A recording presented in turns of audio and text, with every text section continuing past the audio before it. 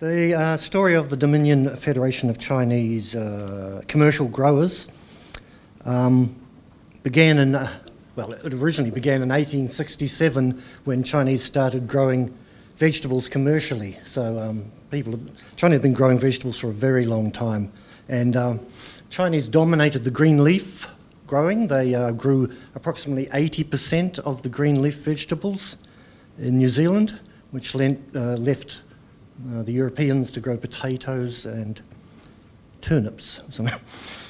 Market gardens are fiercely independent. You know, the person down the road is your enemy. It doesn't matter if they're Chinese or not. So very difficult to get them to organise into any sort of association. You know, the farmers had a farmers' union way back in the 1800s. It was only in 1929 that the Europeans got an association together. The Chinese didn't join that, and they were kind of invited, but it was such a pathetic invitation that they said no thank you. And there was no national representation for the Chinese market gardeners until 1939, and New Zealand entered the war, declared war, to fight Germany, and then in December 1941, the 8th of December, they declared war on Japan, along with the United States and 26 other countries. So they were just part of the crowd. Now, 6 months later, in June 1942, a whole very large number of US Marines and US Army men turned up, and they were, they came here to train prior to the famous island hopping thing, which they defeated the Japanese. The Prime Minister at the time, Peter Fraser, he said, "We will guarantee you vegetables, either frozen fruit or canned vegetables, and you don't have to worry about that." And then he didn't know much about market gardening, because then he looked around and found that the Chinese grew 80% of the green leaf vegetables. And he went, "Does anyone know any Chinese people?" What the? And so he was, It was going to be super awkward to go out and, deal with individuals. So he got two blokes he'd already worked with, William Wai and Andrew Chong, who did everything because they just had the skills and he said to them in December 1942, "Can you organise a federation of Chinese commercial growers?" And they said yes. And then in February 1943, it started. And the government gave some money, like £300 or £400 a year, to help them along, and everything went sort of swimmingly. And they knew their business, and they were very successful. Now, after the war, Peter Fraser he'd gone, and another person who was another government that was a bit more conservative was in power, and both the European Association and the government wanted this was a time of assimilation. The government didn't want separate organisations, and they wanted the Chinese growers to disband and join the European growers. And the Chinese growers had become very fond of their own thing, and anyway, there was a continuing racial problem, and so the Chinese didn't want to join this stupid European. Honestly, they didn't want to join, so they were quite happy to stay apart. There were many, many efforts to try and crush the federation. It took decades. One was to take away the money. Also, the European organisation was funded by a levy, so on every sale they got some money, and they piled up. The Chinese said, "Can we be part of the levy?" And they said, "No, you can't have any of the money from the levy because you're a renegade association." So this went on for decades and decades and decades, and the Chinese fought the good fight, and actually 77 years later they are still running. So it's brilliant. They are still going. They don't give up. I said, is that a Chinese thing? Yeah, it's definitely a Chinese thing. It's a Cantonese thing. We never die, never die. And to hell with the bloody naysayers like Europeans. Now, it's a story. I write the history of them, and it's called Success Through Adversity, and that's correct. So anyway, in 1949, the secretary, and he was very good. He was like Lionel Chan. He was very educated. His name was Dan Chan, no relation. And by 1949, he thought we need some sort of organ to communicate with our members.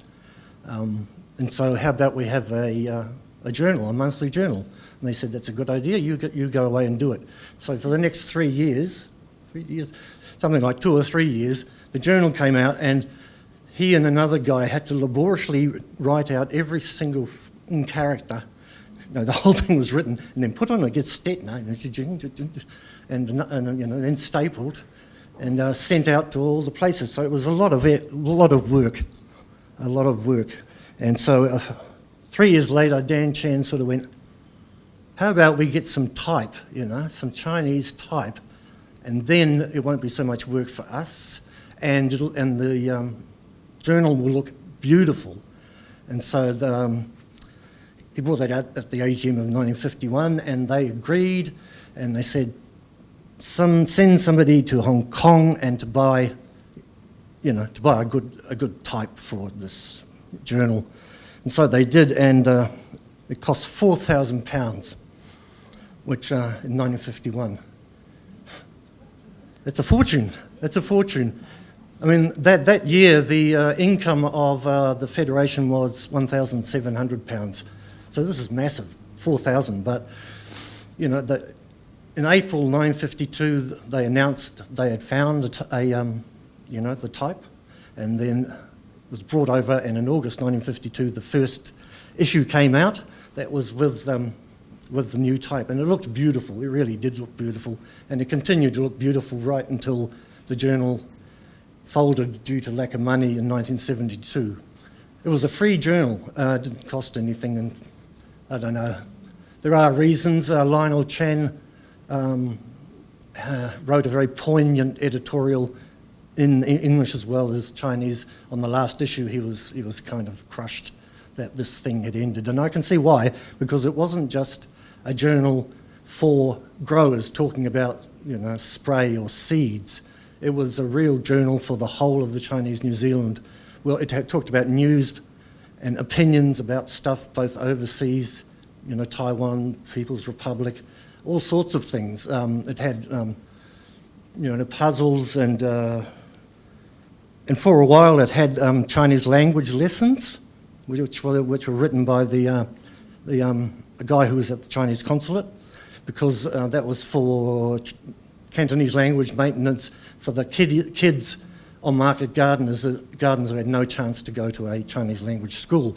So the idea was that their mum would teach them using these things. So that just gives you an idea of the sort of thing. It was a community service. In fact, I think the articles relating to market gardening were actually quite few, and the rest were a lot.